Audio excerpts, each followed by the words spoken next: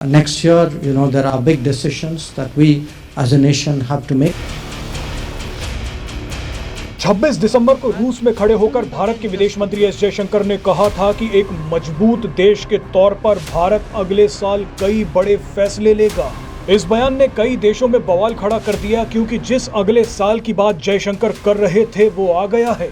S Jaishankar के बयान ने साफ कर दिया है कि 2024 में भारत का और भी ताकतवर वर्जन देखने को मिलेगा। 2023 में भारत के दो सबसे पक्के दोस्त रूस और इजराइल जंग में उतर गए। भारत ने अपने दोनों ही साथी देशों का साथ दिया, जिसकी वजह से कई नए दुश्मन भी बन गए। ऐसे में 2024 भारत की विदेश नीति और रणनीति दोनों के लिए और भी ज्यादा चुनौतीपूर्ण होने वाला है। 2024 में कई दुश्मन देश भारत के सामने तलवार लेकर खड़े हैं, तो कई देश दोस्ती की आड़ में खंजर मारने के लिए भी तैयार हैं।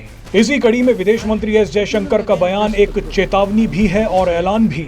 आने वाले दिनों में पाकिस्तान, चीन और कनाडा जैसे देशों को खास तौर पर सावधान हो जाना चाहिए। आपको बता दें कि 2024 में भारत में चुनाव हैं। इन चुनावों के नतीजों का असर पूरी दुनिया पर पड़ेगा, खास तौर पर भारत के पड़ोसी देशों पर। भारत में होने जा रहा चुनाव कई देशों की किस्मत और कई देशों की हैसियत तय कर देगा।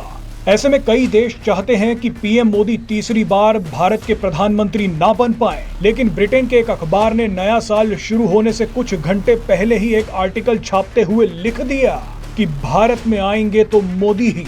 अगर 2024 में मोदी तीसरी बार प्रधानमंत्री बनते हैं और एस जयशंकर दूसरी बार विदेश मंत्री, तो उनको कई देशों का इलाज करना होगा। चीन को आर्थिक और रणनीतिक मोर्चे पर सबसे बड़ी चोट देने की तैयारी चल रही है।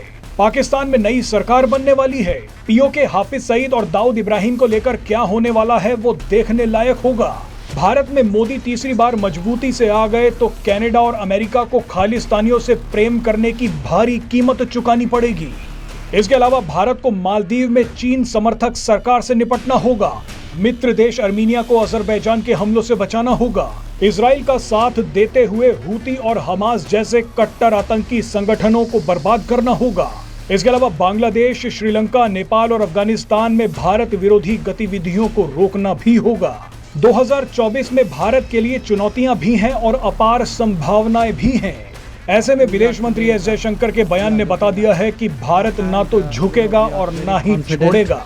Next year, there are big decisions that we as a nation have to make.